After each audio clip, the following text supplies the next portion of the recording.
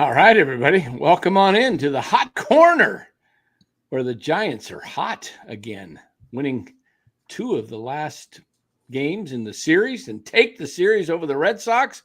We're going to talk about it here and talk about the team, get your comments. Welcome, guys. What a weekend it's been. The Giants bats showed up in the last Friday night and today.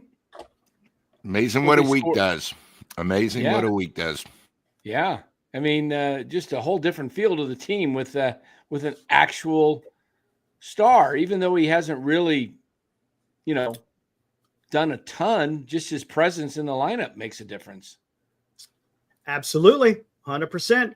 Glenn, we talked about it, right? The Giants can't seem to hit. What'd you think today? They busted out the bats today. The ballpark was live. There's no doubt about it. So that helped. Well, I was going to ask you right off the bat, what was I wasn't there, obviously. I'll be there next homestand. What was the weather like? I saw it was sunny on the TV, but was it windy? Because that ballpark looked more like they were playing today in Colorado than they were playing at Oracle in San Francisco.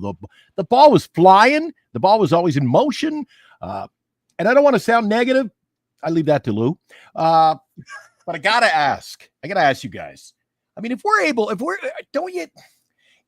it's an awkward situation to be in as a Giant fan right now. If we're dude, some days we're winning these games. I don't know how. We won yesterday, 4 hits, and we won.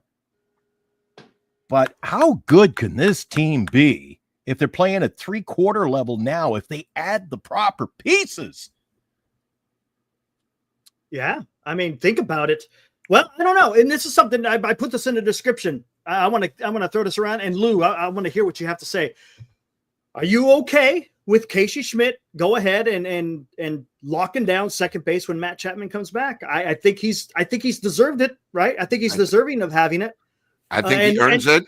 And it really lengthens the lineup, which I think has been a big key. I think the biggest problem that I've seen, I'd say over the last 2 weeks, is 7, 8, 9 has been a disaster.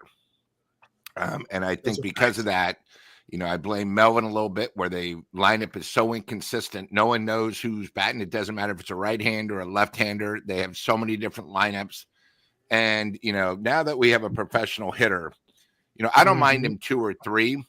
I think what helps him is you have Ramos protecting Devers. You have guys protecting each other. And, right. Instead of only having, 5 holes, we now are down to 3, moving him to second. And, to tell you the truth, I don't think Fitzgerald deserves to be in the starting lineup. I agree. Beside bunting, he hasn't come up with a key hit. His fielding hasn't been adequate. So I think he's one of those guys, might be like the 25th or 26th man on the roster. He deserves that, but he doesn't deserve to start. And, I know Dan will talk about it and Glenn more, but, once you get Casey is now showing what Dan has been saying probably for the last year and a half. Give the guy a chance. And he'd be the first to say if Casey was batting 120, hey, guys, it's not going to work out. Maybe we should move on from Casey. But he deserves it. His bats have been solid, and he's really helped the lineup. And, when you get if you notice one thing with Casey coming alive, do you know who also is getting better? Adames all of a sudden hitting, because Casey's protecting him. Then you have Ramos, who's being protected by Flores, who's protecting Devers. When these guys all go, offense is very consistent. When, you only have one guy doing anything, you can't really hide them, and especially when guys are sort of in a slump. So I think he deserves it. And, just back to your simple question, I think he definitely deserves second. And if he's not playing second, then something's definitely wrong. Don't you guys feel like you need a little more meat on the bone in the bottom of the lineup, though, to be competitive? Yes, they need that. Yeah. Right, Dan? I mean, whether it's right field, I don't know about first, but if you want to go and improve right field, and who knows, Dan, I think you brought this up.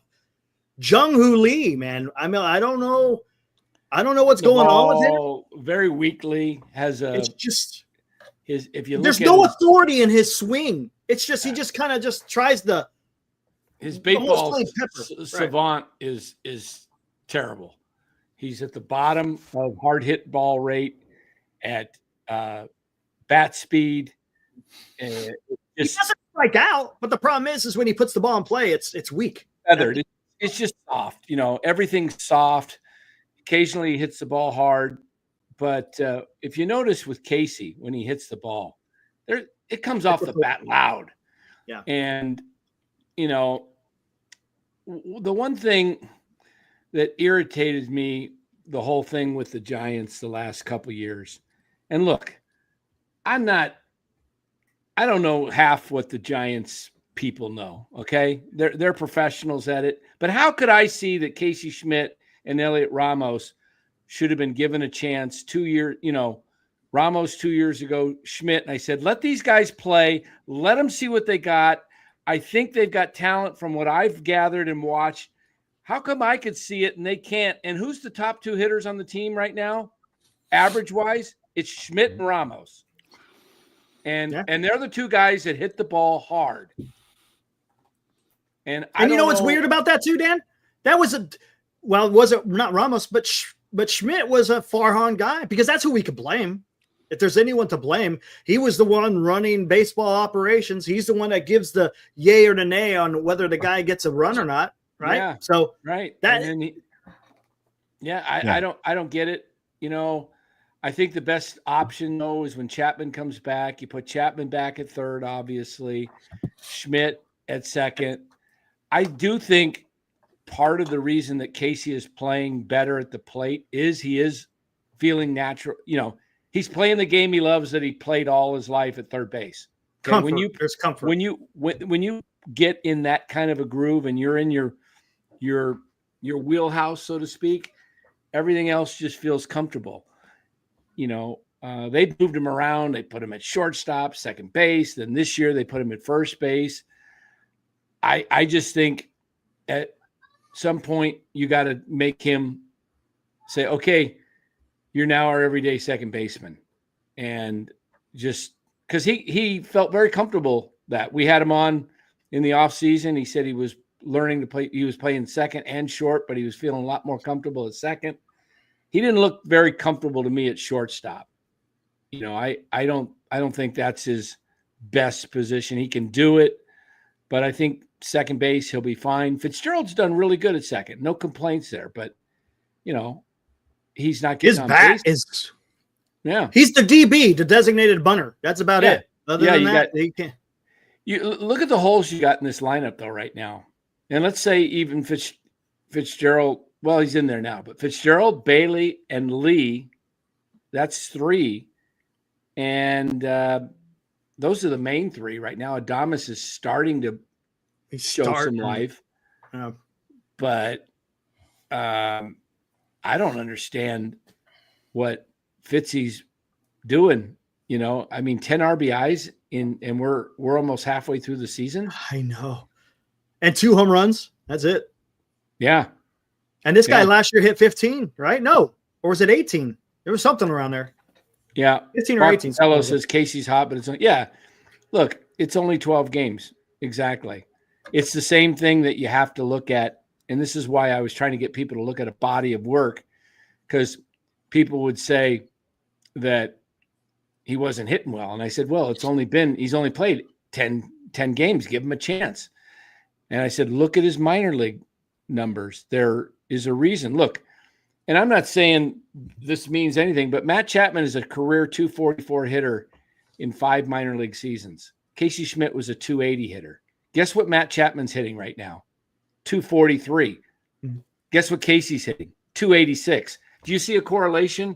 They actually are mirroring their minor league numbers. Now, again, Casey's got limited at bats, and I don't expect him to probably hit 286 in the big leagues, but I do think he could hit 260, 250 to 260. And I think he can be productive. And if you can do that and play good defense, you're getting a good player. And, the Giants, instead of going out and, trying to get somebody else at second base, I think if Casey continues to hit with Chapman out, just give him the job at second base. Don't go try and screw with them again and find, I hear they're looking at maybe IFA. Isaiah Kinefalefa, yeah. Or IKF or whatever. Isaiah or Kinefalefa. Why would, if you do that, I understand what you're doing. You're trying to make your team better, but you give him the job and then you say, Casey, you're back on the bench. What are you saying to the guy? That's fair. And here's the point. We got a month. So I'm guessing, right? Schmidt will have that month to show, is he for real? Or is it a flash in the pan, which is fine because it puts the Giants, it gives Giants that time. So if they do at the deadline have to go and get somebody, they can go out and get somebody. If not, it's already solved in-house. Glenn, I mean, what do you think? Let's talk about this. Giants got some momentum. You're about to face the Miami Marlins and the Chicago White Sox. Giants got to make some money here, right? In these next two series. They got to. Absolutely. Here's a club that's got to play above the level of the competition. Something 100%. That I have always said that why is it we play Colorados of the world, the White Sox, the Marlins, these bottom feeders, we're eking out wins and hey, maybe we've gotten a lot better. We've moved on from that point, but something I want to touch on going into this next series with Miami. I don't know how you guys feel, but it's always been stuck in my craw, so to speak. Eric and I doing the show this week. We look at the lineup, see if they hit, do a complete recap every night on our show. And Eric, correct me if I'm wrong, Jung Hoo Lee batted leadoff, third, fifth, and sixth in this last week. Why do we continue to screw around with the lineup? You can move a guy on any given day, but any given day, you don't know where they are going to be. Is this an issue to you guys? I don't like it either. I like guys kind of just staying in their spot. I mean, I don't know, Dan, Lou, I don't know if you guys feel the same way, but I just want the guys to know when they're coming into the every day, they know where they're going to be playing, where in the lineup. I'm saying, I don't know. And position, right? And it's possible Lee is being moved around right now for the simple fact that because he's not hitting. So they're trying to find a spot for him where He's batting 252 and he's a slap hitter. I thought he'd do a hell of a lot better, but you know what? You get what you get from that guy. He's a slap hitter. This guy doesn't have power. He's batting 252. 3 weeks ago, 252, we would have been praising him. So I'm not worried about him yet. He's in a nosedive. That's the problem. Because he can pick it up again. I mean, look at the line. Dan mentioned some of those. I had it up on my personal screen here a few minutes ago. I was looking at the batting averages from Yaz on down today: 253, 268, 285 for Ramos, 252, 252, 286. Where was that 3 or 4 weeks ago? So yeah, exactly. It's gone up. Right. I don't see no more hundreds. Bailey still in the hundreds. What do we got for Bailey? Bailey is batting a cool 191. Yeah. Oh, never mind. And Adames just likes to float around that. He's at 208. He likes floating around that. Yeah. If Adames can somehow get up to like 230, that would be, and end up in the 230s, that would be good because that means he's raising his average going forward. But look where he was in the lineup today, guy. I know he's struggling. He was down in the 6th spot. That's where he was yesterday too, right? I mean, do we continue? Yep. Is this what this team is going to be? A team that bats 1 through 5 and then 6, 7, 8, 9, or where you dump the guy? Well, you're not hitting. You can just go to the bottom of the line, and then we're weak there. They don't balance this thing. Well, it will help. I tell you what, this Chapman, and again, I'll say this: you don't know what you got until it's gone, and Matt Chapman has proven that very fact. I mean, really, even though when he wasn't, batting too well, his defense at third was awesome. Now, granted, Schmidt's playing an awesome third base. But, man, there is something – maybe just having him that presence, I guess. I don't know. But the team is definitely different when Matt Chapman's gone. And it's going to be awesome because when he comes back, as long as Schmidt is doing what he's doing, man, and Lou, I think you talked to it, you're lengthening the lineup, man. That's all you can ask is to lengthen that lineup. And it's going to be interesting to see what what Buster Posey does in the trade deadline. Where is he going to go? I think Lou and I have agreed in the past few weeks. I've seen some of your shows too, Lou and Dan. You seem to echo my thoughts that if you've got a weakness in your lineup, say you got Bailey who's not hitting, and you can kind of sneak him between a couple of good hitters, and you know what you get, and you got to move on. But when you have too many holes you're trying to hide in your lineup, I mean, you can't win. You can't sustain it that way. And that's why I think that a lot of times we're losing series or we're eking out wins is because we just don't have that depth. Because you get to number 6, and I'm telling you what, it's slim pickings in our batting lineup. You agree, Lou? I completely agree. That's one of the things me and Dan say every night. It's been different. And, you got to beat consistency. We keep saying, I don't like Yaz as a leadoff hitter. I don't like him as a leadoff hitter. I'd rather bat him maybe where Lee is, maybe 5 or 6, just because he's now actually he's hitting good. It's not like he's striking out. He's actually putting the ball in play. And when he leads off with Yaz, I think probably the last 5 games, I've never seen with 7, 8, 9 so bad. It seemed like Yaz was up every single time with 2 outs or 1 out where he just needs a hit and we score 1 or 2 runs, and he just didn't come through. I don't know, but I do like consistency. One of the things I said, first of all, Eric and Dan, I enjoyed your show earlier, is it was the baseball gods that have created this team. I did that little quote earlier is, they didn't believe in Ramos. Lee goes down. Ramos gets a shot. He has not left the lineup. They didn't believe in Casey. Chapman goes down. They give Chapman goes down. They give Casey. Now you see what we see. So, I know we've been seeing it. The other thing too about Chapman, I'm just a little bit worried about is, the injury when you first thought was a couple weeks. Obviously, it's not. They've been very quiet on it. Right now, we're talking. I didn't think he'd be 4 weeks, right? I didn't think he'd be out maybe until the All-Star break. To me, that is sort of serious because it is in his right hand that he throws. Well, last time I looked, he bats right hand, so that's your top hand on the bat too. So, yeah, you don't know if it's affecting. Again, it might not mean anything, but it's something I think of.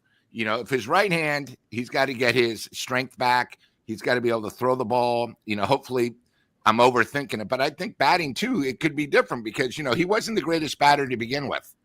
Now with a little effect in his hand, you just don't know. I don't want to use it as an excuse. I mean, it's great that he's a presence, but you got to remember he hasn't been hitting all season. You know what I mean? He goes up and down, up and down. Now he comes off an injury. I mean, what are we to expect? So he's going to be off for sure. Oh, and you know why I think what Lou and I are on the same page on this. Do you remember Friday night's game? Bases loaded 3 times. It was the guys up in the top that were getting on base, and then you had Costs, and you had the Bailey, you had the bottom of the lineup doesn't produce. So and the left-handed lineup. Holy smoke, that thing scares the hell out of me.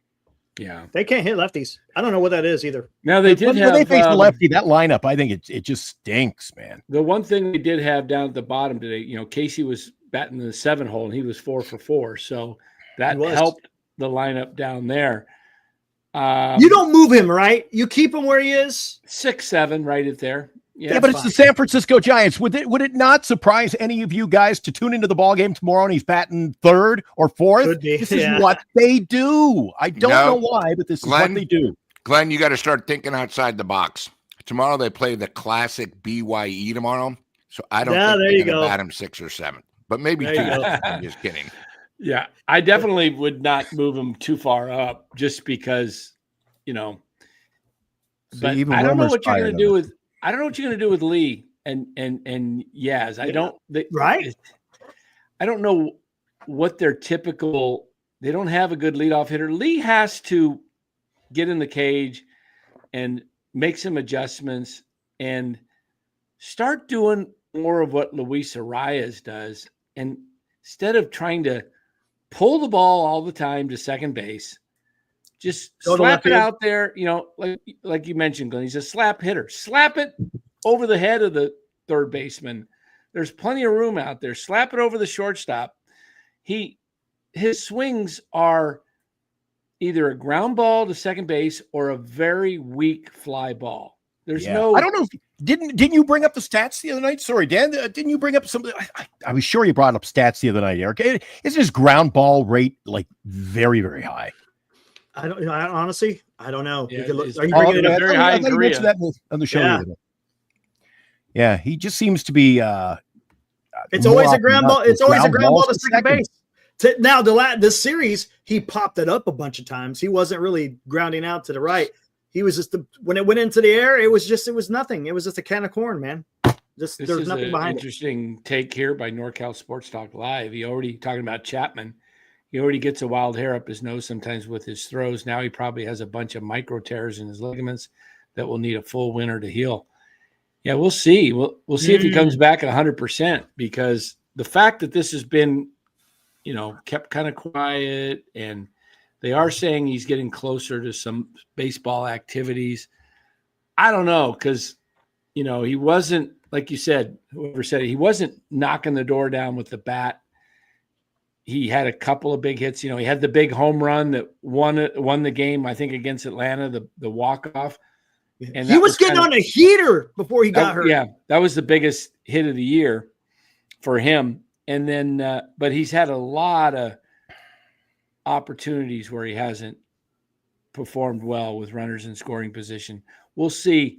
Hopefully they wait until he's fully healthy and don't rush him back. And I got a feeling he may not come back until right after the All-Star break. That's just my personal thinking. And we'll see how this goes, though. And he's not really a guy who drives in runs, is he? Because I have said, and you guys don't have to agree with me, but I've always said he's a prototypical leadoff hitter. So you're not driving him in. At least put him in leadoff and let him try to slap that ball and get on base. Yeah.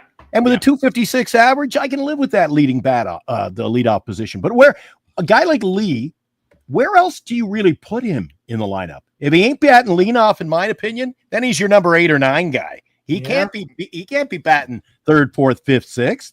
Yeah, and I mean, he started the season when he was batting 3rd.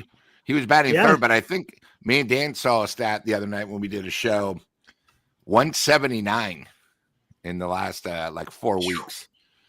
In the last when we did the show Friday, Lou, I brought up the stat. I don't have my phone with me. I got him on my phone. It was like 179 he was batting. In the last 6 days up to the Boston series, he was batting 111. That's horrible. Yeah, but it's that bad. Okay, I was giving him the benefit of the doubt. So, let me ask you guys this. Because the last time we were on, the big news broke about the trade for Devers. Now we've got a chance to see him. Lou, what do you make of what you saw of Raphael Devers so far? I think he's the best professional hitter we've had since probably Bonds. He is the way he works the pitches. And again, you got to remember, this was a huge series for him, even though he won't admit it. New team, new everything. I think Dan brought this up last night. Once he goes on the road, you'll see the true Devers. But, he makes this team probably worth an extra half to a run a game. He's a professional hitter. If you guys saw, I'd say probably 85% of his at-bats are pitches literally like maybe 2 inches off the plate, and he goes the other way. He's using the gaps to his advantage, where what a lot of times all we ever do is these guys as they try to hit home runs and the ball, doesn't even get to the warning track. We're not playing up at the A Stadium where the ball flies. Or they pop it up. Yeah, and he hits at all opposite fields, and he's a tough guy to actually strike out. He hits the ball wherever it's pitched, which is great. And I think if the Giants, if anything can happen, is maybe some of these other players can take advice, instead of pulling the ball, going the opposite way. I think a lot of times when we play against lefties that throw the soft stuff, we try to kill it. We try to hit it to left. Not many people go the opposite way. And he's a prime example of what a professional hitter is. I know some guys in the chat, oh my God, we gave up on Harrison. I've been saying, I thought Harrison, I think he's a bust. The guy for 2 years. I think the problem is we all expect he's going to be like Bumgarner. I think he's going to have a horrible and a tough time in Boston. I'm hoping I'm wrong. Hopefully he has success, but I never saw him of that stature of, our other youth pitchers. Also with Hicks, we complained, what are we doing with Hicks? He only pitched one time in 17 games, it seemed like. He was never around, so we got rid of him. Now, the young guy who we got rid of, hey, he could be something, but that's 5 years away. I think what's great about this, too, and we talked about this on me and Dan's show, is it felt different watching the games with Devers in the lineup now. You It can is. sort of feel the crowd anticipation that we haven't seen in a while. It's not like it's a playoff game. Remember, it's only game 80, but you feel something different. People are fired up. It used to only be you heard the Jung Hoo Lee. That was all you heard, right? Mm-hmm. Now, every time Devers is up, they applaud. They're ready. They're ready just to explode. And you can sort of feel that fever of the Giants. We're not even in first place yet, but people are excited to watch the game. People at the game are going crazy. It's a regular season game against Boston. If it wasn't for the trade, it would still be just on a scale of 1 to 10, like a 4. But these are like 9, 9.5. And I think one of the things I'm really super excited about is once we come back from the current road trip, we come back for Philly, who's, one of the best teams, and then the Dodgers. And before this trade, I was always worried the Dodgers coming, they're going to take over the stadium. Now the Giants fans are taking over the stadium no matter who comes in. And I think that's the biggest thing. And I think the players feel it. And, hopefully, during the week, like, when Miami plays Tuesday, Wednesday, and Thursday, the place is packed. The Giants deserve it. And I think, it goes to Buster and some of the moves, but we're not done yet. Let's just put it that way. You know what I felt today? And you guys can piggyback off it if you want. I just felt that Ramos gets a better at bat with him just ahead of him. He's going to get more opportunity. This guy's going to set the table. He's going to kind of protect, if you will, use that word, protect Ramos in the lineup, batting third. I think this is just, he's ideal. Lou, you hit the nail on the head. And I also think that Ramos is going to become a better hitter as a result of having him in the lineup. And I'm going to tell you something right now. Lou, you saw it on Tuesday.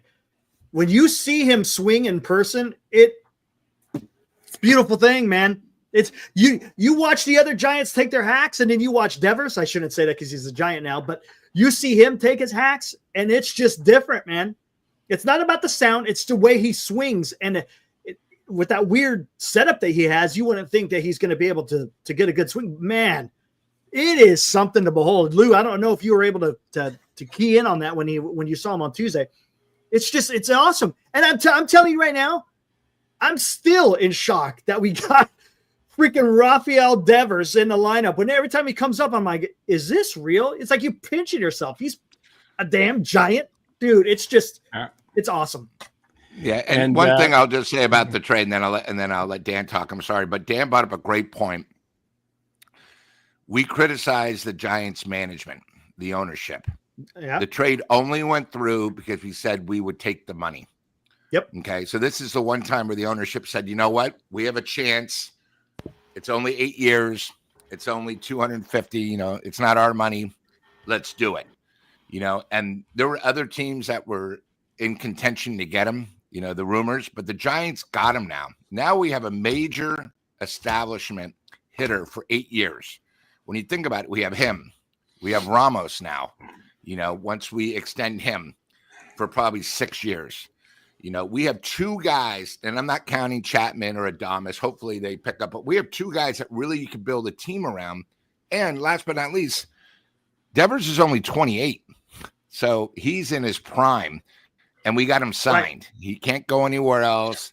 It's not like he's going to opt out after 1 year. And, that's what excites me. And, being a season ticket holder, you get excited about the game. It's not, hey, I don't want to sell all the tickets. And, you get sort of fired up like, hey, Dodgers are coming next homestand. Philly's going to be here. You get really super excited. And, I don't think really the average fan, they talk, they're excited, but not, hey, guys, the game's tonight, 6:30. I can't wait, or I'm going to go to the game. And I think that's the big difference. The Giants don't need to do the 501 specials anymore or the senior citizen tickets. You say LA is going to be coming down on the back end of that next homestand, Lou? Yeah, on a weekend. Don't you feel, too, that with the lineup we saw today, and I mean, it's got we're on the same level as them. But now we can compete. Mm-hmm. Yep. And, Eric, I think you agree with me. We were talking about, future. I think the fact that they got Devers now, when they did, 6 weeks out from a trade deadline, mean, this really sets the table to go out and add what else you think you might need. You can tinker now, get somebody here or there, a pitcher or second baseman, or or whatever you need. You got to fill in the spots. But I think this really sets the table nicely, getting it done early. Yeah, absolutely. Now, Dan, I'm going to ask you, where do you think the Giants should go? As far as we'll just say the bat concerned, what do you contact hitter? I think we got enough pop in the lineup. Go out there and maybe get a contact hitter, someone that's going to just put the bat to the ball and get on base. Yeah, they need somebody that's a professional hitter, another professional hitter. By the way, Senior, I don't know if you got a chance to see the show this afternoon with Marty Lurie and Larry. I did give a shout out to Posey and Manazian and Jeremy Shelley and even Greg Johnson, because I thought the ownership group stepped up and made a really good call, and they seemed like they were very vested in the club for once. And I think that all is attributed to Posey selling this ownership group on what they're trying to accomplish. Hey, you know what he said? I'll save us $250 million. That's what he said. You don't have to go on the free agent market and go pay 400, 500 million. I got you a guy at 250. We just got to pay it all. And you got leverage. How many years you got left on that contract, Derek? 8. Wow. Oh, what a gift. We were given a gift. Yep. I guess I owe an apology according to Josh. Josh, I was lying. I guess Chapman. Yeah, was carrying us before the injury. Yeah, Matt Chapman carried us with that 243 average of his and his 24% Ks and low RBI rate with runners in scoring position. But yeah, I was lying. Okay. That's okay. I'll apologize. Dan, tell it like it is. There you go. I like it. I'll apologize anyway. Yeah. He did have an 800 OPS. I don't know how fight back, Eric. Fight back. Eric knows the truth. Fight back. The hell? No, he carried Chapman had a good 2 weeks with the bat. There's no doubt about it. The last 2 weeks. That's where before he got right. Prior to that, he stunk. He stunk. Yeah. He stunk the first before he did. Yeah. I mean, we were on the show every night. I'm putting up freaking pictures of why did we spend $330 million on two guys that aren't doing anything. But I said the last 2 weeks he was getting on that. But and Dan, you've said this. He's a streaky hitter. When he's hot, look, he will take care of business. Got a question for you, Eric. When he's told, watch out. Do you think there's still room in this lineup to get? I think they're. Maybe I'm wrong, but I think they're still missing out on giving Matos his chance, man. Can I talk? See, this is tough because Marty made a good point. Is if you're and for all intents and purposes, let's talk about this. Buster Posey extended Chapman. Buster Posey signed Willie Adames. Buster Posey signed Justin Verlander. Are all those moves for let's see what we could do in 3 or 4 years? Or is that I want to go out there and compete now? To me, he's telling me he wants to compete now. And now you just completed this Devers trade. So if you're going for it, do you want to do that experiment? The problem is the Giants are a day late and a dollar short because they should have done this with Matos last year. Because now do you want to inject him in the lineup when you're literally battling for your playoff aspirations? Maybe you do, maybe you don't. It could be a possible that they use him as trade bait. It would suck because I wanted to see him get his run. But that may be what the course of action that Buster Posey does. I don't know. Look, he's out of options. So this is it, right? Isn't this his last year? Next year, he's either on the freaking roster or he's gone, right? I'm not sure if he's got. He already ran with it. I was going to say to you, Eric, don't you feel like one of two scenarios have to unfold now, this season, in the coming weeks? You either let him play at the major league level, whatever that is, whether he's off the bench, you give him a role in the outfield, whatever it is, you play him. Or if you're making your run, you use him as a trade chip. You got to do one or the other. You can't keep. How long are we going to leave him in the minor? What is he to this organization? Dan, he's proven it in AA. He's proven it in AAA. There's nothing more for Matos. He's doing well right now in Sacramento. Other than just getting at bats, what do you think they do with Matos, Dan? Because that's a great question. Because the Giants are going to need. I got a feeling that he's going to be one of two things. He's either going to be a big part of the club playing daily, or he's going to get traded. I don't think they're going. You're really going out on a limb there, Dan. Well, I don't think they're going to just stick him around and keep him as a fourth outfielder. So what do you think? Which side of the coin are you on, though? What do you think? How do you feel? I have a feeling he might be in a trade. That's how I feel. I think a team would be like that Boston trade. I would have been saying, I want Matos in that deal. Because really, Boston took nothing from us. All they wanted was money. That's all they just wanted the money off their books. That's it. Yeah. Period. So, and it sucks because I would have loved to see Ramos in the outfield for the Giants, but it just doesn't. The problem is the Giants, as you said it, we were saying it all last year. Play Matos, play Schmidt.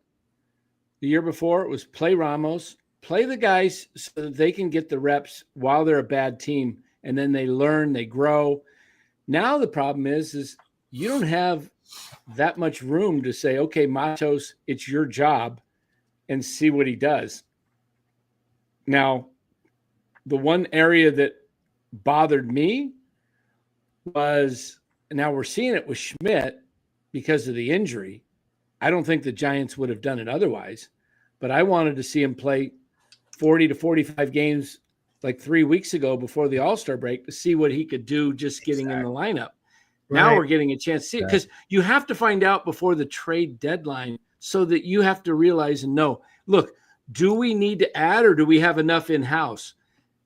Great point. You could have been doing the same thing with should have been doing it last September. Like I would call Matos up right now. You know what I would do? I would call Matos up and I would stick him in center field. And I would just say, Lee, you're cold as ice, man. And you may be making money, but you're not producing. You're sitting for a few days and see if we can jumpstart you. But and you put a little pressure on him too. Exactly. Yeah. And let's see and start playing Matos daily. And then when Lee comes in, give Yaz a break and let Matos play. Let's see what Matos can do for 3 weeks. You might have yourself a player that you say, wow, this guy every day in the lineup, he's doing what Ramos did. He's doing what Schmidt's doing. Maybe we should play this guy. Or you go, you know what? He's just not it. He doesn't have it. We need to go outside the organization and make a trade. But are you really sacrificing a ton if you play Matos daily and you play him and you kind of move Yaz and Lee around just a little bit, give those guys a break? Are you losing that much? Not much. I don't think so. As much as I hate to see guys, I said earlier, I like to see a guy who knows his position on the field, but I think you're right, Dan. I don't think there's a reason why he couldn't play every day, but rotate him. You give Ramos a day off, you give Lee a day off, you stick him over and right 2 games during the week. All of a sudden, it's a prime example of. Now, you remember last year, early in the season, kind of disappointing when Lee went down. It opened the door for a guy named Ramos. And this year, now all of a sudden you're getting Casey Schmitt at bats, and we're really getting a chance to see what he does. So maybe that's the thing. You got to give Matos. I think, Eric, you have said it before. Give him his at bats. Let him string it out. Don't screw around. We gave him 2 days and we're going to send him back. That doesn't work. Nope, it doesn't work. No. Give the guy, what you do is you just say, you're going to be in the lineup every day. You may be in right, left, center, but you're going to be in the lineup and you're going to be batting 5th, 6th, or maybe 2nd. I don't know where you put him, but you put him somewhere. You don't lead him off. We saw that work. Don't lead him off. That was so stupid. Another prime example of you can't be screwing around with the lineup like that. Jim Thurkel says, who do you send down to bring up Matos? Well, you got a guy by the name of Johnson. Koss. I thought Johnson would be down. Is Koss still on the team? Koss is still on the team. Yeah, Johnson. Johnson would be your guy. You wouldn't need him on the. Yeah. So you just go ahead and give Matos. Look, and really, guys, Dan, sorry, but don't you think that if you got Johnson and you've got Matos, now who do you think is the better option there? Am I wrong? Matos has the more upside. Okay, correct. Matos has way more upside than Johnson and Yaz, but he hasn't been given an opportunity. I understand why Yaz plays. He's a consistent player. He doesn't do anything like, he's not like all world, but he's not horrible. He's serviceable. He plays excellent right field. He does the things you ask him to do, but he's not a leadoff hitter, number one. And I don't think he has to play every day. I think what Matos is down because he has to play every day. And the Giants finally realized they were not doing him any good service at all by not playing him. So my hope is that Buster Posey is thinking, go get your regular bats, get your rhythm, get hot, and we'll bring you back up, and then we'll put you back in. And here's the thing, guys. We have what are we, June 21st today? Is it the 21st or 2nd? 22nd. Mm-hmm. You've got a little over a month before the trade deadline. So you got over 30 games roughly. Why not see what Matos can do? Again, are you losing that much if he plays 30 straight games and Lee and Yaz split the other 30? I mean, seriously, it's not like you're benching one or the other, but you're playing with the hot hand. And if Matos just doesn't cut it, then you cut bait. Right. You got a month to do this. You got a month to get this done. And I think they need to do that. Now, here's a question. Listen, Eric, sorry, but you can't, if you want to close out on Matos, it can't be easy for him either. Dan's right. If you're going to give him his shot, plan ahead, know he's going to play these certain games, stick with it. Don't deviate. Stick with it and give him, because it can't be easy. We talk about him, well, he comes up, he plays a couple of games, gets sent down. Well, that's one thing. But it's the fact you don't think there's pressure on the guy. He gets in there. He knows, geez, I can't have a 1-for-4 day here. And Dan, I brought this up on the show. I look back at some stats, and Eric had a good chuckle, but it's true. Matos especially, but most of the Giants players who usually ride this shuttle, it's after they have Matos hits a home run, and the next day he's out, dispatched to AAA. It's when the guy produces, they shuttle him out. And I cannot wrap my head around that fact. Can you, Eric? No, I can't. I don't understand why they made that move. It's almost like you got to go, geez, don't have a good day today, buddy. Don't have a good day. Maybe they had already talked to him. It looks like Buster Posey's pretty good at communicating. So maybe he had already let him know, even though if he does well, that, hey, this is what we're going to do. Even when they win, it's a frustrating element to be in. But I tell you what, let me ask you guys this. Who has a better chance of finishing out the season, Verlander or Roop? Who has a better chance? Right? Who has a better chance of finishing out the season, Verlander or Roop? I would say maybe Roop. If for no other reason, at least he's younger. He's got an arm that might last longer. Right. What say you, Lou? Verlander or Roop? Neither. I don't think Verlander is going to be with us the whole year. I think he might be a trade bait. Somebody, beside us that needs that veteran pitcher. And Roop, I don't know. It's, I've always been more of a Birdsong fan. So yeah, same here. It's one of those things where, it really depends if the curveball is going. I don't remember Roop playing last year. I just remember him this spring training where he sort of made a thing. At least Birdsong has gone through a whole year, and they're young, so it's hard to see. Say September, a big game. I don't think either one is going to be there. That's just we're in June. Verlander. Remember, we're in June, and I know he's hurt for a little while. I'm not going to make excuses for that. And he just became a dad again. Well, here we go. He hasn't won a game this year. Someone answer me this question. Why did they throw him back into rotation after being out for a month, no rehab, put him in a game against the Dodgers, and then he goes on paternity right after? What was that all about? Come on. I don't think you can plan when the baby's going to be born, but the idea of him, he's a veteran. He pitched on the side. He was doing some simulated stuff. So they didn't really want to waste his time to send him down. But I'll say this with Verlander. I think it goes one way or the other with the baby. I think he comes back and either is a new person and has pitches with, I don't know, is this his first kid, him and Upton, or have they had more? I have no idea. Second or I don't third, keep up on, if I remember. Second, third? Okay. Yeah. Anyway, it's another child.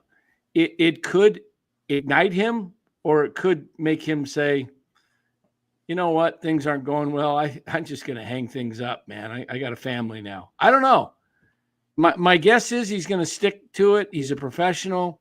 He's going to really try to help contribute to the team. What you need from Verlander is 5 innings and where he gives up 2 runs or less.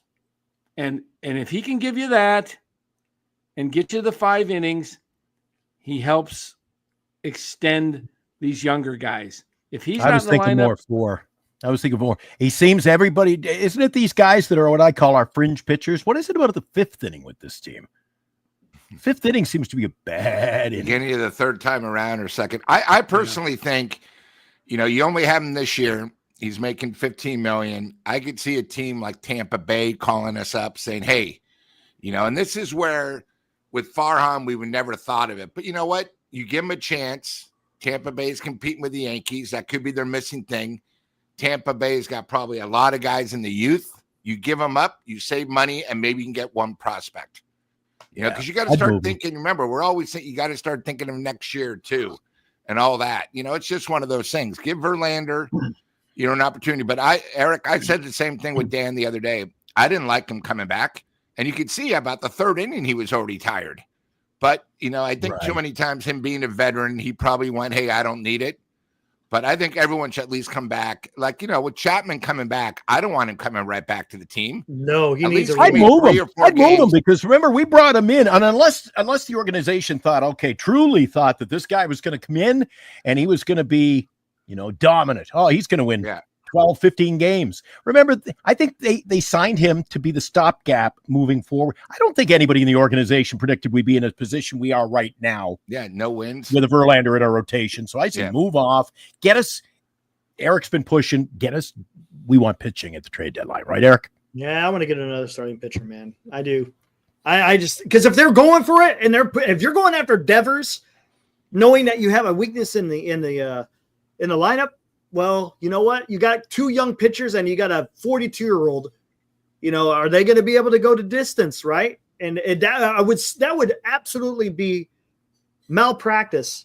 Is if you get to the playoffs, but then you just don't have the freaking horses to get through the damn playoffs. Yeah, we've talked about that countless times. Yeah, they're definitely going to add another pitcher. I've been saying this for a while. That's the one area that after they got Devers, like you got to get another pitcher. You're not going to get to the finish line with what you have right now. Maybe Miami comes to town, they leave a pitcher behind for us. You know what? I think they all need? They all need to buy a square.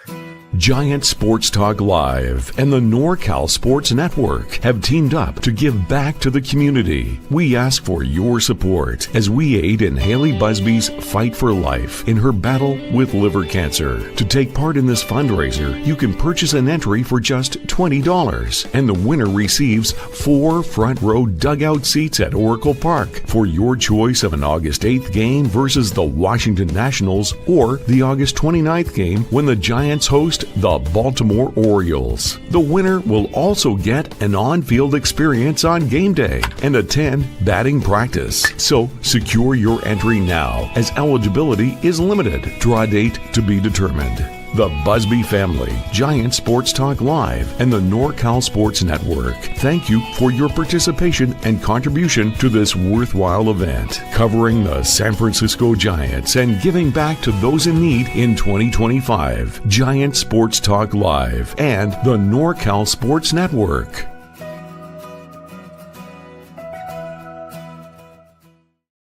And no truer word spoken. Eligibility limited. We're moving those squares, guys. Yes, there's only about 20 something left, and they're going fast, especially now that you got Devers. Matter of fact, I think I got to update that damn movie because I had Adamas and Jung Hoo Lee. I think I need to add Rafi to the picture there. Yeah, I don't understand why these squares are not sold out. This is not the 2023 and 2024 San Francisco Giants. No, it's not, man. I tell you. You got the list, Eric? What numbers are still available? There we go.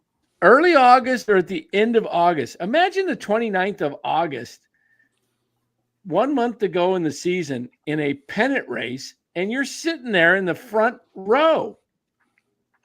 I know. Front row right there next to Rafi. You could have a chat with Rafi. For $20, you got a shot. $20. That is it. And you're donating $20 to a cause. It's not like you're trying to, I didn't win. Shoot.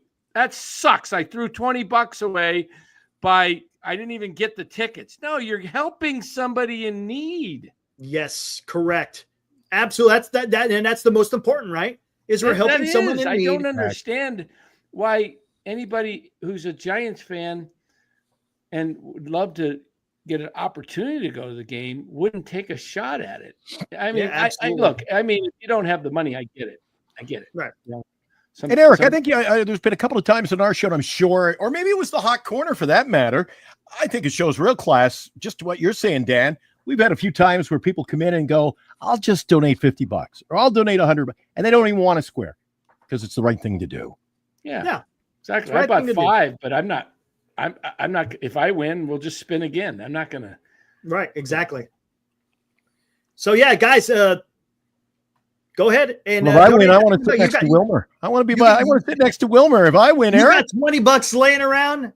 Donate to a worthwhile cause. I got the QR code, so if you guys need the QR codes for either Venmo or Zelle, let me know. I'll throw them up.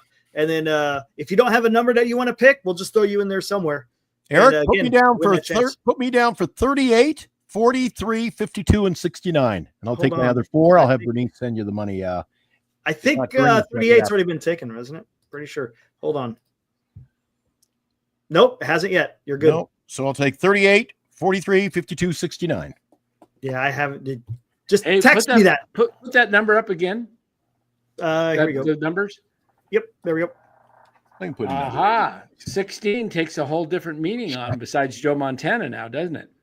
It does. Philip C, man. Look at that.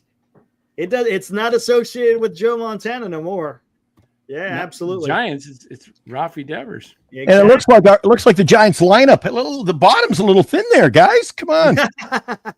No one likes to pick the 90s. Nobody likes the 80s or 90s. Maybe I should. I see a comment in here. Somebody addressing Cody. Is Cody in the house? I didn't see any of his comments. I didn't see Cody. Somebody made a comment. Cody, step up, Cody. He might be watching. Somebody made a comment. There he is. Hey, what's up, Cody? After Devers trades, starting pitching is a bit thin, and Sack, Wisenhunt, and Seymour are the only real starting pitching options that stands out there. Definitely could use another starter. There you go, man. Woo! I'd like to bring Wisenhunt, guys, especially against teams like Miami and Chicago. Bring him up, give him a start. See? Give him a start. I don't know if I want to do that, man. Well, I don't know if I want to do that. I'd rather go out there and just trade for one. Because what if he comes up and he stinks against the Miami Marlins or the Chicago White Sox? And then where's his trade value? I don't know. Does it tank? I don't know. I'd rather keep him in the minor leagues. And then if you got to shop him, I don't want to. It depends on what you get in return. But go out and trade for a starting pitcher, a bona fide starting pitcher. This isn't the time to figure, hey, I wonder if this guy has it. I want a guy who is 100%. I agree, Eric. But that's why this team has got to start more often than not. They got to start planning ahead. You got to know what, like the Matos thing we talked about. Know where you're going. As Dan would say, get in the lane. Get in the lane. Well, I'll tell you what, next year, have a spring training, and then maybe he makes the club. Maybe. Hey, if those this team never seems to. They always seem to leave spring training, and you don't go to spring training in this organization to win a job. Depends. Hey, we don't know. For some of you guys out there who love to watch Cody stuff, We'll be joining NorCal Sports Network Wednesday night after Giants Marlins. Nice. 9:15, 9:30, whatever after the last pitch. That's Wednesday night. We'll get a breakdown from the minor leagues, and you'll hear from the man himself, even your dynasty, Cody. Good stuff. Follow him on Twitter, by the way, guys. He's a great follow on Twitter. He certainly got a handle on our minor league systems. 100%. Yeah, he's all over that, man. Awesome.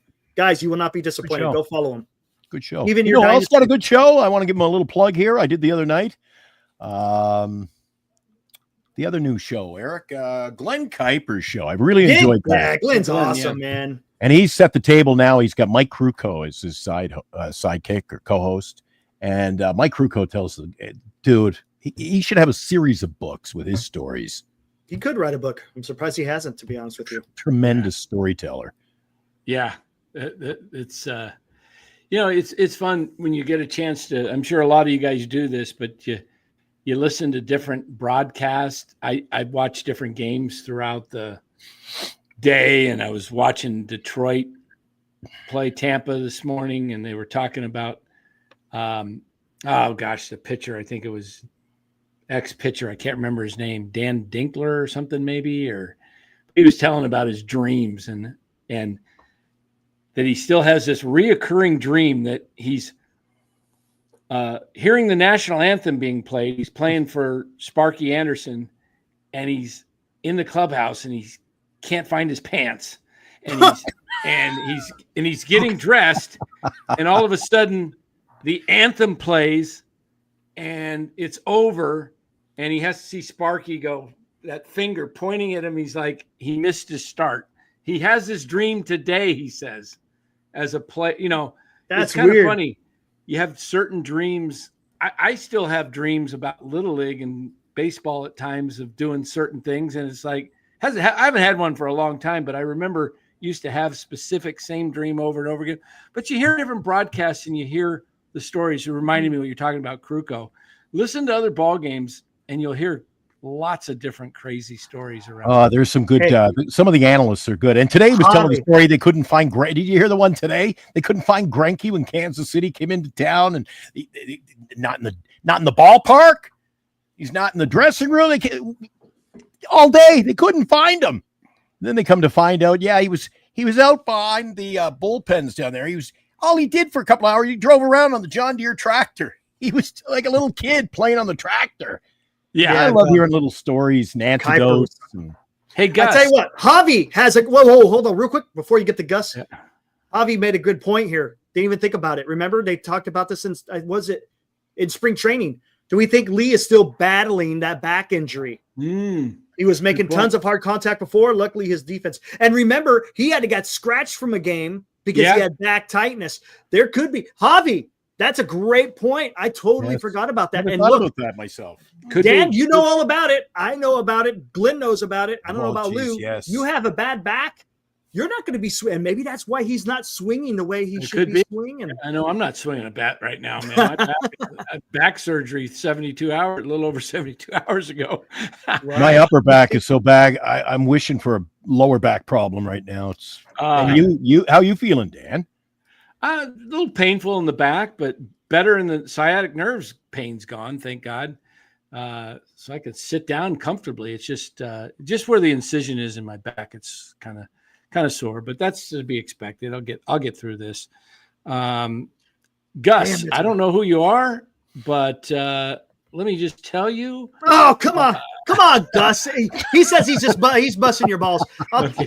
Because he said he's busting your balls. He says, "Ha, love you guys." He's just messing. Okay, I don't know who Gus is. Hey, this is the guy I met at the Lodi Animal Hospital when we were at the vet. Eric giving those stickers out. Hey, go check out the show. Eric is like a walking billboard, Northern California. Hey, dude, anytime I see someone with a Giants hat, that's what I do, man. I love talking baseball. Dude, that's how I started just yapping with Dean, who comes on our channel all the time. He's a big fan, and he didn't know the channel. I go, oh, here's a sticker. He goes, oh, what's this? I have been to the Hall of Fame. Never been to the Hall of Fame. I've never been. Never been. Awesome. Lou, you ever been? Nope, me neither. One of these days, got to get out there to Cooperstown, man. I just hear it's so hard to get to. It's out in the middle of nowhere. It Yeah. really is. You just drive and drive and drive. It's a small little town. Hockey's the only one that's in. upstate New Hockey's right downtown Toronto, across Toronto. from the train station, and just down the street from the ballpark, the Rogers Center. All the rest of them, you got Canton, Ohio, and you got the baseball's in the middle of nowhere. Springfield, Massachusetts is the basketball, which is it's not even the NBA Hall of Fame. It's basketball. So you've got women, men, college, pro, and I lived literally 30 minutes from Springfield, Massachusetts. I was in northern Connecticut, and check this out, guys. My property. Well, maybe I'll pull it up. I'll show it to you rather than talk about it when I pull it up here. So go ahead. Right on. Yeah, Senior, he's getting ready to fly out to Cooperstown tomorrow. Him and his, or I should say his boy's going to be playing in a tournament over there in Cooperstown. So that's going to be a lot of excitement there in the Senior household. That's going to be freaking awesome. That's going to be. Yeah, I hope Senior's kid does really well, and somebody from the crowd can start yelling at him. Hey, can I have a bat? Can I have a bat? Every video clip I see. Hey, can I have a bat? Right on. Nothing wrong with we that. wish him well. Hey, Eric, I do want to ask you a question about Friday night's game. Me and Dan were talking last night. I guess there was a little rumor that Bake That Dough made it to the that was awesome. broadcast. Hold on. Aaron. No. Let me see. The cookies were being digested. Dude, I downed them. Yeah, aren't they awesome? Dude. Amazing. Here we go. Let's do this right. There's a real cast of characters on hand. There you go. There's Aaron on the right, Ibrahim in the middle, and myself on the left. There you go. We're in 58 social, getting in line, getting ready to get into the game. Nice. And you met up with Greg, and I know it was yesterday, and I don't know if you did it, Dan, but we already did it. A belated, or once again, a happy birthday to our own pal, Robbie Dizzle. Right, Robbie Dizzle. Yeah. I'm telling you, Dan, it's funny because I sent Marty a couple of those pictures. Oh, yeah. And he saw the picture of Robbie and he goes, Robbie Dizzle. I said, really? He knows him as Robbie. I was like, no way. So, yeah, Robbie is everywhere. Robbie is everywhere, man. Robbie knows everywhere. I said, how do you got tickets sitting where you sit all the time? He goes, I'm good friends, close personal friends. We're not just acquaintances. I'm close personal friends with Bruce Bochy. I said, well, we aren't all so lucky. Hold on, Bruce Bochy and Lou Marston got the best seats in the house over in that stadium.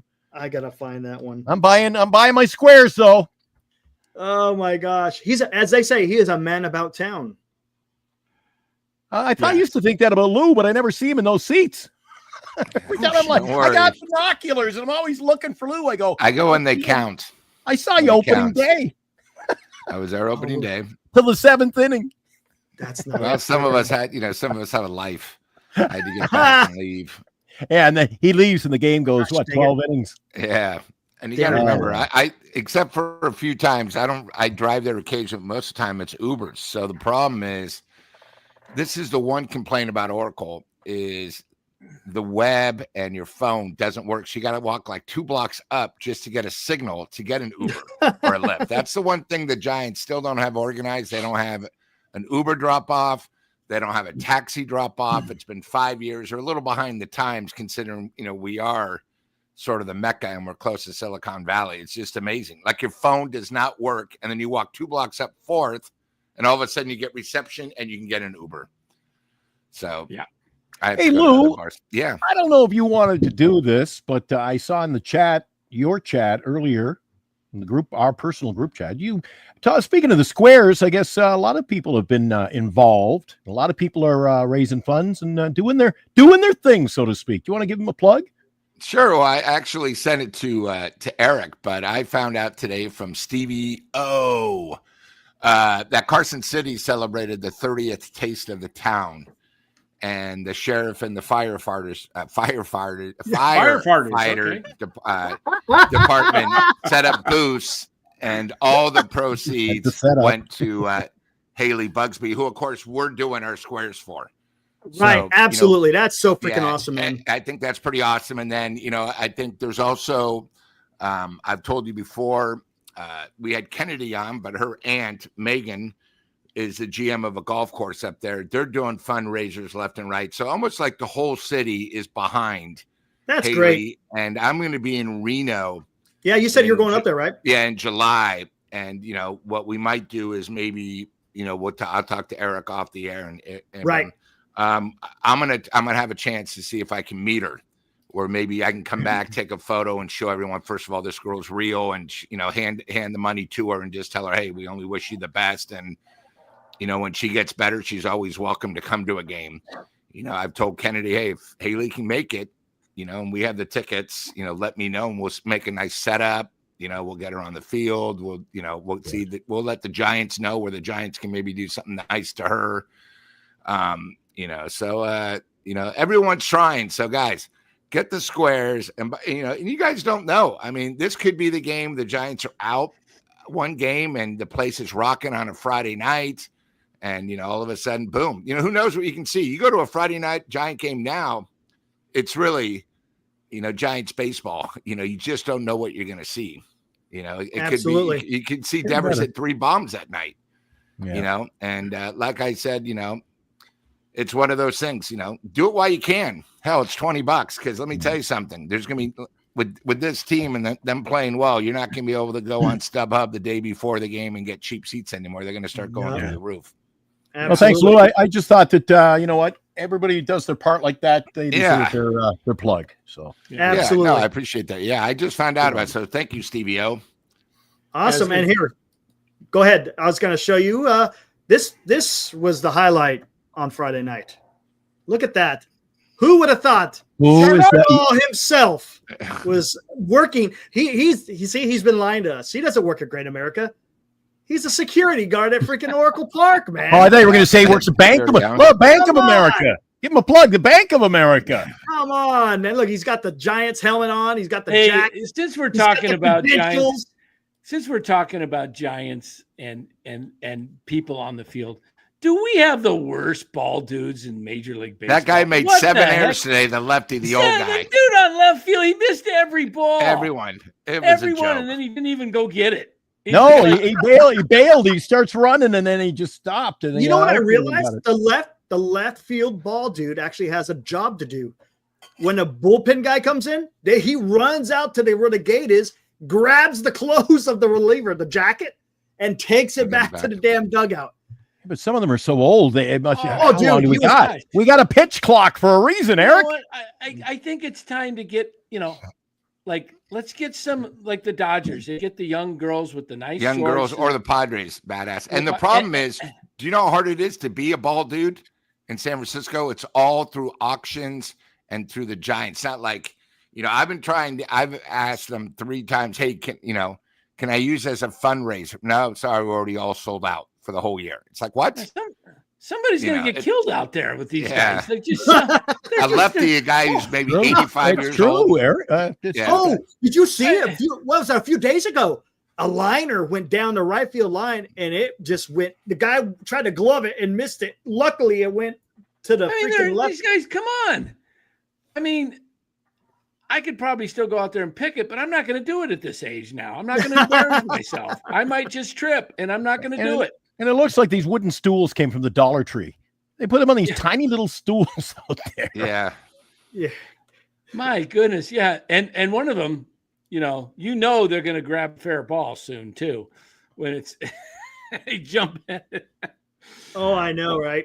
But I was going to show you guys this because I was talking about Connecticut somehow in the Springfield when I used to live real close to Springfield.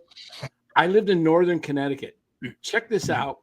This was my house, and that's sitting in Connecticut. Behind me is you can't quite see maybe you can. It's kind of faded. There's a white picket fence in the back that's horse property, and that is actual Massachusetts. So this was where the actual house sat. See the state line running there, and see the red dot. See the red dot. There you go, right on the that is my house was right there, and all this land behind me was horse property. Had a barn, was in Massachusetts. So That's cool. when I was, I had my kids back there, I would play ball and I'd pretend I was the announcer. And I'd say, Nice. that ball's hit the deep left field. Way back. It is into Massachusetts for a home run. There you go. Nice. State lines. Perfect. That's perfect. Jeez, you could have got a better picture for it. It looked like they filmed Jeepers Creepers there. Well, or it's kind of a dark picture. There. It's gloomy. It's gloomy. Google. Pulled it up. on Google. the web. I don't know. And did you sell the property? There's a big sign up on the property there. It says Google. No, that's Google. That's I who know. took the picture. Yeah. Oh, gotcha. Yeah, I could not find a better picture, but they usually put better pictures on there, but it's always kind of That Google work. That's amazing stuff. Eric brought up my house in Cape Breton one day. He goes, We did that with you. We did that with Dan too in Walnut, or when you lived in Concord. Remember? Oh yeah, that's right. A long time ago, man. dude, he literally, I go, that's my brother's car. Holy cow. Oh, I couldn't believe how, dude, Kind of big scary. brother's watching. Kind of scary. Yeah. Yeah, it's pretty scary what you can find on the web. I go, that's he goes, is this your house? I go, holy shit. Not bad for a first try, Eric. You nailed it. How about that? Yeah, it was pretty cool. Find you. Oh, here we go. We got the polar opposites. We got Rothberg and Joe Boyd in the freaking chat. Oh Jesus! We made it an hour and 7 minutes before Chardall's name coming up. I thought we were doing good. Holy cow! I said I gave Robert Rothberg his props the other day. Yep. Win or lose. When they lose, he's still there. See, look at this. Joe Boyd, if the Giants win the World Series, how could you evaluate Melvin? Joe Boyd, the Giants aren't winning the World Series. Oh man, these guys. Hey, I got $5 on it that says they do. As I did it as a joke. Paying like $4,000. You did. You I did. it I remember that. I was like, I'm not going to waste. I'll waste $5. I said, but I'm not wasting 10. Now I might look like a fool. That's a quarter. That's a quarter of a square, man. Thanks, babe. All right. I think we're about done. What do you think? Yeah. Perfect. About done. Well, we covered the bases, the squares, the game today. What do you expect this week now, Lou? Miami. Miami's coming to town, baby. I think Tuesday is going to be a tough game because this series, it wasn't like a Giant Dodgers series. I think it was very emotional. And I just hope we don't go in saying, oh, we're playing Miami. They're nothing. We're just going to show up and we're going to win. Miami, if you look the last couple of weeks, has had great pitching. So, we gotta get key hits. I mean, if you look today, except for Ramos, who got 2 of the hits, we were still 0 for 4 with runners in scoring position. I thought the biggest part of today's game is the Giants came back 3 separate times. And I can't remember the last time we came back 3 separate times in one game to get the W. So, hopefully, we get the day off tomorrow. Verlander comes in. It's in fact, who we're going against Verlander and Quantrill. So let me see. Right. Quantrill. Yeah, he throws right good. So, we just got to, make contact, key situations, run scoring position. And, I'm hoping for at least 2 out of 3. I think we sweep. That'll be great. But let's do, let's be positive and win the series. Absolutely. When's Webb going? The second game Wednesday. Yep. Okay. And I guess so Cabrera, right? Yeah. Who goes Tuesday? Is it Verlander? Verlander. Then Webb. Then Birdsong. Who's Verlander facing? Do you know? Quantrill. No, Cabela. Are we facing Perez? Edwards? Oh, that guy's good. So it's going to be aces on Wednesday. That's the guy that threw 7 innings of a no-hit ball, and then he just came out. I think it's his 3rd start off the DL. Who's that? That Edward Cabrera. Yeah. Edward Cabrera. Oh, okay. We're not facing Yuri Perez then. Okay. No. And Birdsong and what the hell? It's a weird last name. I think Verlander comes out and pitches his best game Tuesday. Going to be pumped up. He's just had a new kid. Okay. And the Giants are hot. And he's going to want to. He wants to be part of it. Yeah. He wants to be part of it. I'm expecting a big game. And I want to sweep, man. I'm gonna be. Okay, Robert. Okay, Robert. Enough. It's Robert. Miami Marlins. Come on, you got to sweep these. This is the team. Look, you couldn't sweep the freaking Colorado Rockies, right? Had a chance to, and granted, it was in Colorado, but come on, you got to sweep. Happy. 2 out of 3. You got to sweep. And when you go to Chicago, you got to sweep the freaking White Sox. Does Buster come down and say it's go time now? Since it's go time. Go time. Now it's all our superstars. Got to play, man. You got to play, yeah. Superstars. And hey, Daniel, that's a very appropriate name, Royal Pain. He says, I'm encapsulating all of my Casey takes, Dan, so that when they age like milk, we can remind him. Hey, before we wrap it up, got to thank our sponsors, Lefties, Duxwell Printing, GenesisGoldIRA.com, Signatures for Soldiers, and Eric, my pal, my buddy, and my co-host. When you need a credit card to pay for all these new signings, new players, big money, where do you get your credit card? Yeah, freaking the Johnsons. They went out there, got better credit cards, and got Raphael Devers. BetterCreditCards.com. Dan, take it away. Yeah, that would be Chapman Law Group. Chapman Law Group. And, you know, Chapman Law Group does not like to be talked about without a little background music. So we always put a little music with Chapman Law Group because that's when we usually introduce them. So let's give them a little music. Chapman Law Group. Can't hear you. Hello. Yes. What? Can't hear me? My music. There you go. Now you're good. No, there we go. Music. Start it. Okay. Take two. Chapman Law Group. Give Chapman Law Group a call at 415-613-9483. Chapman Law Group, located in Marin, licensed in all of California. Don't settle with an insurance carrier before calling Chapman Law Group if you've got a personal injury, because you're leaving thousands, maybe hundreds of thousands of dollars on the table. So give Chapman Law Group a call and let them know NorCal Sports Network sent you. 415-613-9483 and let them know that Danny boy sent you. There we go. Can I call them for Friday night's game? Because you want a refund. Was an accident. Your money's back. That was an accident. The Giants, I didn't like what they did. I was hurt. Oops, how do I get that off? Banner. There we go. Chapman. There we go. Okay, I got to head over to the newsroom. You know what? It's that time of Sunday night. Busy night for me after the show. Got to run, guys. All right, let's get out of here.